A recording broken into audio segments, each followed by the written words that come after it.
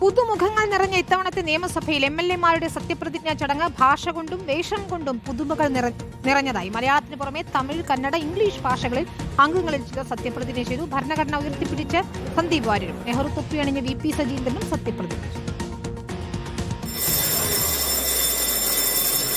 ചരിത്രമുറങ്ങുന്ന കേരള നിയമസഭയിലെ പുതിയ അംഗങ്ങളുടെ ഇന്നത്തെ സത്യപ്രതിജ്ഞാ ചടങ്ങ് ഭാഷാ സംഗമ വേദി കൂടിയായി മാറി. സപ്തഭാഷാ സംഗമം മണ്ണായ മഞ്ചേശ്വരത്തിന്റെ നായകൻ AKM അഷ്റഫ് കന്നഡയിലാണ് ಸತ್ಯವಾಚಕಂ ചൊല്ലിയത്.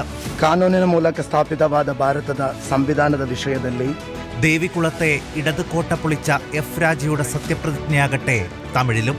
நான் இப்போது மேற்கொள்வதற்கும் கடமையை உண்மையாகவும் நேர்மையாகவும் நிறைவேற்றுவேன் என்று கடவுளின் பெயரில்.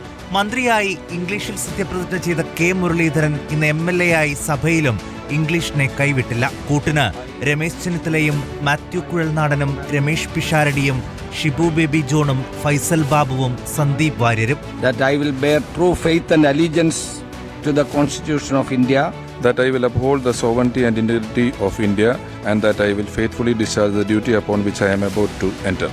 ഗാന്ധിത്തൊപ്പി ധരിച്ചെത്തിയ VP സജീന്ദ്രനും ഭരണഘടന ഉയർത്തിപ്പിടിച്ച സന്ദീപ് വാര്യരും വ്യത്യസ്തരായി.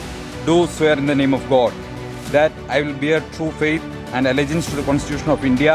സഭയിലേക്ക് സൈക്കിളിലെത്തി വ്യത്യസ്തനായ ചാണ്ടിയുമ്മൻ ഉമ്മൻചാണ്ടിയുടെ ചിത്രമുള്ള ടീഷർട്ട് ധരിച്ചാണ് സത്യപ്രതിജ്ഞ ചെയ്തത്. നിയമം വഴി സ്ഥാപിതമായ ഭാരതത്തിന്റെ ഭരണഘടനയോട് ഞാൻ നിർവ്യാജ്യമായ വിശ്വസ്തയും കൂറും പുലർത്തുമെന്നും. DYFIയുടെ സംസ്ഥാന സെക്രട്ടറി, യൂത്ത് കോൺഗ്രസ് സംസ്ഥാന അധ്യക്ഷൻ, MSFന്റെ സംസ്ഥാന പ്രസിഡന്റ്, യുവജന സംഘടനകളുടെ അമരക്കാർ ഇനി സഭയിലെ MLA-മാർ.